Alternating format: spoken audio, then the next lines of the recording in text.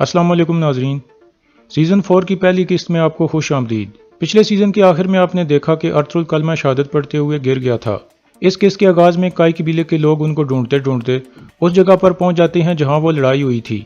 हलीमा सुल्तान और आयमा खातून एक लाश को देखकर शदीद परेशान हो जाती हैं, लेकिन वो उसे शनाख्त नहीं कर पाती। वहाँ हर तरफ कबीले के सिपाहियों की लाशें पड़ी थीं। एक सिपाही हकीम अरतुल को चेक करके कहता है, अरतुक साहब जिंदा हैं। यह सुनकर हाइमा खातून और धुंधार फौरन उनकी तरफ भागते हैं। धुंधार कहता है, इनको फौरन कबीले लेकर जाओ। फिर सिपाही हकीम अरतुल को उठाकर वहां से रवाना हो जाते हैं। इतने में हलीमा सुल्तान को अरतुल का खंजर मिल जाता है और वो शदीद परेशान होकर इधर उधर देखने लगती है। फिर उसे ख्याल आता है कि जैसे अरतुल एक तरफ से आ रहा हो, लेकिन फिर वो गायब हो जाता है और हलीमा सुल्तान रोने लगती है।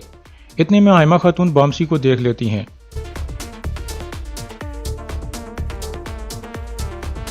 धुंधार उसे चेक करके अपनी गर्दन हिलाता है कि ये जिंदा नहीं है। वो सब रोने लगते हैं। इतने में बामसी अपनी आंखें खोल देता है। ये देखकर धुंधार फौरन सिपाहियों को आवाज़ देकर कहता है, इसे फौरन उठाकर कबीले ले जाओ। फिर सिपाही उसे भी उठाकर चल पड़ते हैं। हलीमा कहती है, अरतुल कहीं नहीं है वालदा। धुंधार कहता है, हम भाई को हर हाल में तलाश करेंगे, चाहे इसके लिए हमारी जान चली जाए।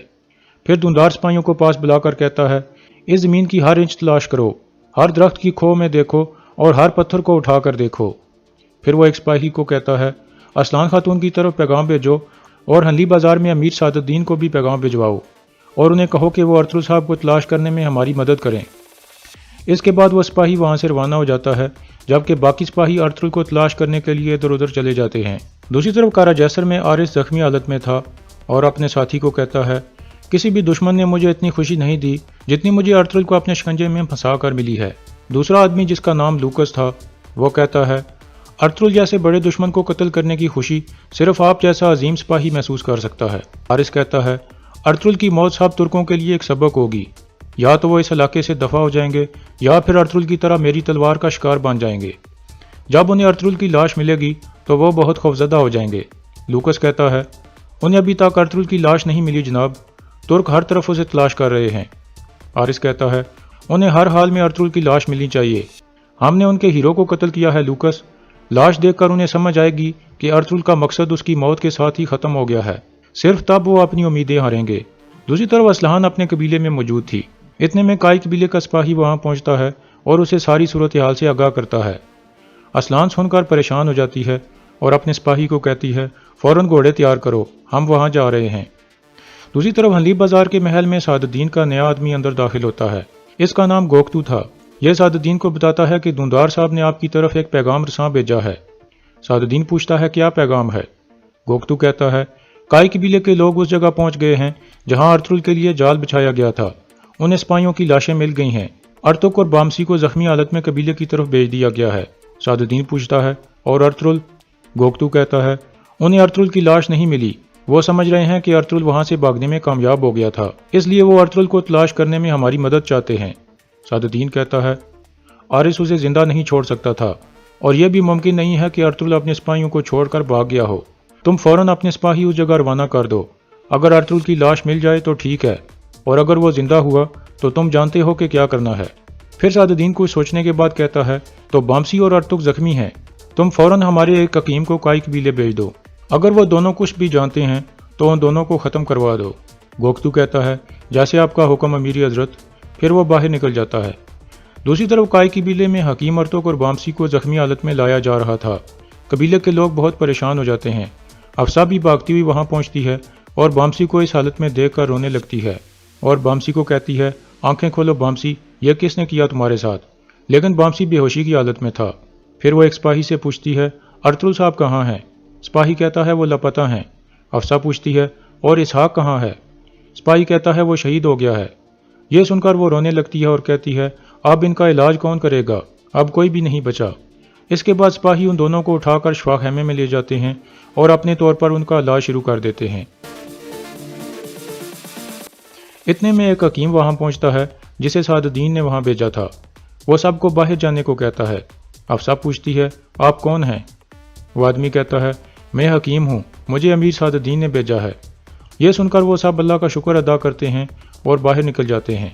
अफसा कहती है, मैं आपकी मदद करूंगी, मुझे यहीं रहने दें। हकीम बामसी को चेक करके कहता है, یہ زندہ ہے، پھر وہ اس کا علاج شروع کر دیتا ہے۔ دوسری طرف کائی قبیلے کے لوگ ارطغرل کو تلاش کرنے میں مصروف تھے۔ سپاہی زور زور سے ارطغرل کا نام پکار رہے تھے۔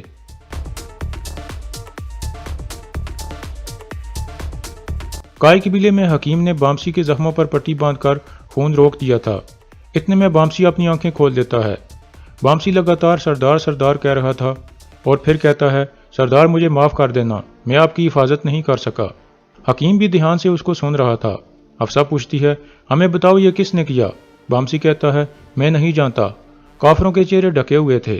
پھر اس کے ذہن میں وہ منظر آتا ہے جب ارطغرل شدید زخمی ہو کر گر رہا تھا اور ایک آدمی اپنی تلوار ہوا میں بلند کر رہا تھا۔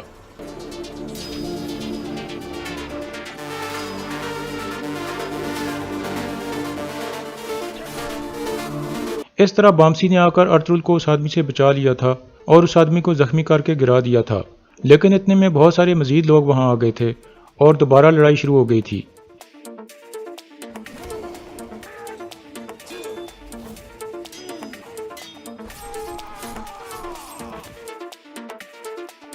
اس دوران بامسی ارطغرل کے پاس پہنچ جاتا ہے اور سپاہیوں کو بلانے لگتا ہے۔ اتنے میں 2 سپاہی وہاں آ جاتے ہیں اور ارطغرل کو اٹھا کر وہاں سے ایک طرف لے جاتے ہیں۔ بامسی کو بس اتنا ہی پتا تھا کہ 2 سپاہی ارطغرل کو وہاں سے لے گئے تھے اور ارطغرل شدید زخمی تھا۔ دوسری طرف دھندار اور اس کے سپاہی اس جگہ پہنچ جاتے ہیں جہاں 2 سپاہیوں کی لاشیں پڑی تھیں۔ سب ان کے پاس رونے لگتے ہیں۔ کائی قبیلے میں حکیم پوچھتا ہے، وہ سپاہی ارطغرل صاحب کو کہاں لے کر گئے تھے؟ ہمیں بتاؤ تاکہ ہم ان کی مدد کر سکیں۔ بامسی کہتا ہے، یہ میں نہیں جانتا۔ پھر بامسی دوبارہ بے ہوش ہو جاتا ہے۔ حفصہ کہتی ہے، میں جا کر حلیمہ خاتون کو بتاتی ہوں جو بامسی نے ہمیں بتایا ہے، وہ بھی میری طرح تکلیف میں ہیں۔ یہ کہہ کر حفصہ باہر نکل جاتی ہے۔ اس کے جانے کے بعد حکیم سعد الدین کے سپاہی کو کہتا ہے، تم جا کر امیر سعد الدین کو ساری صورتحال سے آگاہ کرو۔ دوسری طرف اسلحان بھی اپنے سپاہیوں کے ساتھ جنگل میں کائی قبیلے والوں کے پاس پہنچ جاتی ہے اور حلیمہ خاتون اور حلیمہ سلطان کو دلاسا دیتی ہے۔ حلیمہ کہتی ہے، ہم نے ہر طرف تلاش کیا لیکن ارطغرل کہیں نہیں ملا۔ اسلحان کہتی ہے، آپ پریشان نہ ہوں، ہم مل کر ارطغرل صاحب کو تلاش کر لیں گے۔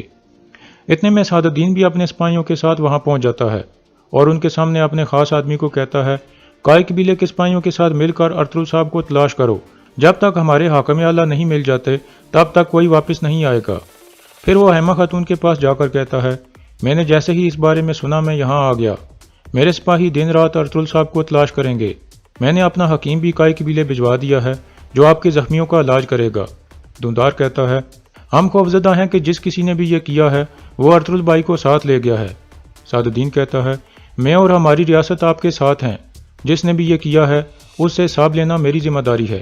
یہ کہہ کر سعد الدین واپس چل پڑتا ہے۔ اتنے میں ایک سپاہی ارطغرل کی جیکٹ اٹھا کر لے آتا ہے اور کہتا ہے، ہمیں ارطغرل صاحب کی جیکٹ ملی ہے لیکن آس پاس وہ کہیں نہیں ملے۔ ارطغرل کی خونی جیکٹ دیکھ کر سب لوگ بہت پریشان ہو جاتے ہیں اور حلیمہ رونے لگتی ہے۔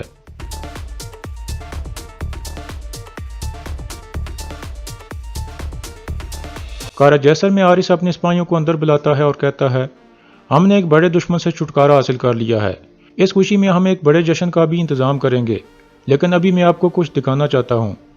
پھر 2 سپاہی ایک صندوق اٹھا کر اندر داخل ہوتے ہیں اور سب کے سامنے رکھ دیتے ہیں۔ عارث صندوق کھولتا ہے، اس میں ارطغرل کی تلوار پڑی تھی۔ عارث تلوار اٹھا کر سب کو دکھانے لگتا ہے اور کہتا ہے، یہ ہمارے دشمن کی تلوار ہے، ترکوں کے لیے ایک تلوار بہت قیمتی ہوتی ہے، ہم نے ارطغرل کو جہنم میں بھیج دیا ہے، اب ہم اس کی تلوار پر اپنے پاؤں رکھیں گے۔ پھر وہ تلوار نیچے پھینک کر اس پر اپنا پاؤں رکھ دیتا ہے۔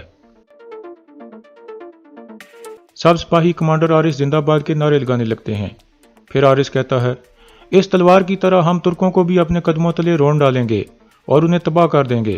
پھر باقی سپاہی بھی ارطغرل کی تلوار پر اپنے پاؤں رکھنے لگتے ہیں۔ اس کے بعد رات کا وقت ہو جاتا ہے۔ ارطغرل کی تلاش جاری تھی۔ دھندار کہتا ہے، ہم ہر جگہ کی تلاشی لیں گے اور صبح ہونے تک تلاش جاری رکھیں گے، ارطغرل بھائی کو تلاش کیے بغیر ہم واپس نہیں جائیں گے۔ حلیمہ خاتون تھک کر ایک جگہ کھڑی ہو جاتی ہیں۔ اتنے میں حفصہ وہاں پہنچتی ہے اور انہیں بتاتی ہے کہ بامسی کو ہوش آ گئی ہے۔ حلیمہ خاتون کہتی ہیں، اللہ کا شکر ہے، کیا اس نے ارطغرل کے بارے میں کچھ بتایا؟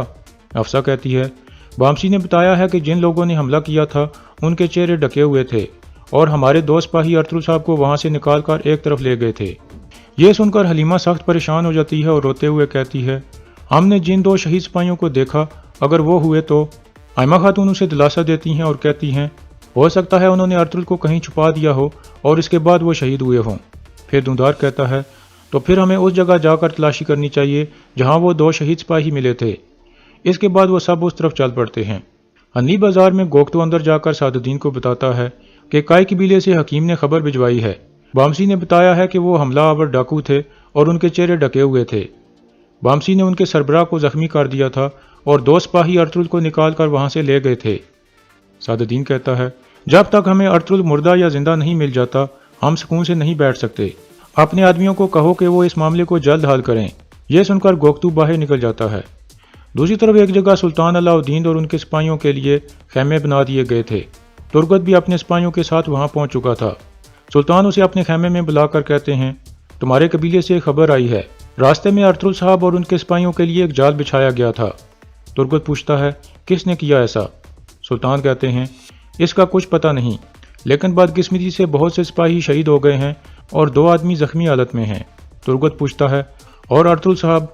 سلطان کہتے ہیں ارطغرل صاحب لاپتہ ہیں۔ اب میں تمہیں حکم دیتا ہوں کہ اپنے سپاہیوں کو ساتھ لے کر فوراً اپنے قبیلے جاؤ اور تحقیق کرو اور پتہ لگاؤ کہ کیا ہوا ہے اور یہ جال کس نے بچھایا تھا۔ جب تک تم واپس نہیں آتے تب تک میں تمہاری جگہ کسی اور کو سپاہیوں کا کمانڈر بنا دوں گا۔ اب تم جاؤ اور ارطغرل صاحب کو تلاش کیے بغیر واپس مت آنا۔ اس کے بعد اگلا دن شروع ہو جاتا ہے۔ ارطغرل کی تلاش ابھی تک جاری تھی۔ اتنے میں ایک سپاہی آ کر حائمہ خاتون کو بتاتا ہے کہ ہمیں ایک جلی ہوئی لاش ملی ہے۔ یہ سن کر وہ سب فوراً اس طرف بھاگتے ہیں۔ کچھ دیر میں وہ سب وہاں پہنچ جاتے ہیں اور اس جلی ہوئی لاش کو دیکھ کر چونک جاتے ہیں۔ حائمہ خاتون کہتی ہیں یہ ارطغرل نہیں ہو سکتا۔ پھر حلیمہ اور حائمہ خاتون لاش کے پاس بیٹھ جاتی ہیں۔ حلیمہ اس کے ہاتھ سے انگوٹھی اتارنے لگتی ہے تو حائمہ خاتون اسے روک لیتی ہیں اور خود انگوٹھی اتارنے لگتی ہیں۔ اس وقت انگوٹھی ایک اہم نشانی ہوتی تھی۔ پھر حائمہ خاتون انگوٹھی اتار کر اسے صاف کرنے لگتی ہیں اور اسے دیکھ کر حیران رہ جاتی ہیں۔ وہ ارطغرل کی انگوٹھی تھی۔ یہ دیکھ کر وہ رونے لگتی ہیں اور وہاں موجود سب لوگ بھی رونے لگتے ہیں اور یہی سمجھتے ہیں کہ یہ لاش ارطغرل کی ہے۔ اس دوران ایک آدمی چھپ کر انہیں دیکھ رہا تھا اور پھر وہاں سے چلا جاتا ہے۔ کارا جیسر میں لوکس اندر آ کر آرس کو بتاتا ہے کہ ہمارے آدمیوں نے ایک خبر بھیجی ہے، ارطغرل کی لاش مل گئی ہے۔ یہ سن کر آرس ایک کہکا مار کر ہنستا ہے اور پھر کہتا ہے میں حیران ہوں کہ وہ ارطغرل کی خون میں ڈوبی ہوئی لاش کو دیکھ کر کیسے روئے ہوں گے۔ لوکس کہتا ہے جناب ارطغرل کی لاش پر خون نہیں تھا، اس کی لاش جلی ہوئی تھی۔ آرس حیران ہو کر پوچھتا ہے لاش کس نے جلائی؟ لوکس کہتا ہے یہ ہم میں سے کسی نے نہیں کیا، لیکن آپ پریشان نہ ہوں، وہ یقیناً ارطغرل کی لاش ہے۔ کائی قبیلے کے لوگوں نے اسے پہچان لیا ہے۔ لوکس ہنستے ہوئے کہتا ہے کوئی فرق نہیں پڑتا کہ کس نے اسے جلایا ہے، اس نے اس دنیا میں بھی جہنم کا مزہ چکھ لیا۔ ایک عظیم جشن کا انتظام کرو لوکس، ہر کسی کو اس میں شرکت کرنے کی دعوت دو اور ارطغرل کے جنازے میں جانے کی تیاریاں کرو۔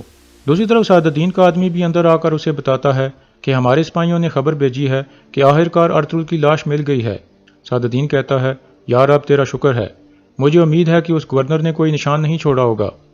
گوگتو کہتا ہے کوئی نشان نہیں تھا امیری حضرت، ارطغرل کی لاش جلی ہوئی ملی ہے، قبیلے کے لوگوں نے انگوٹھی کی مدد سے اس کی شناخت کی ہے۔ یہ سن کر سعد الدین کچھ سوچنے لگتا ہے اور پھر کہتا ہے یہ گورنر کس طرح کا عجیب آدمی ہے کہ اس نے ارطغرل کو قتل کرنا کافی نہیں سمجھا بلکہ اسے جلا بھی ڈالا۔ گوگتو پوچھتا ہے اب کیا حکم ہے امیری حضرت؟ سعد الدین کہتا ہے سب سے پہلے ہم ارطغرل کے جنازے میں جائیں گے اور اصل کام ہم جنازے کے بعد کریں گے۔ اور یہاں اس قسط کا اختتام ہو جاتا ہے۔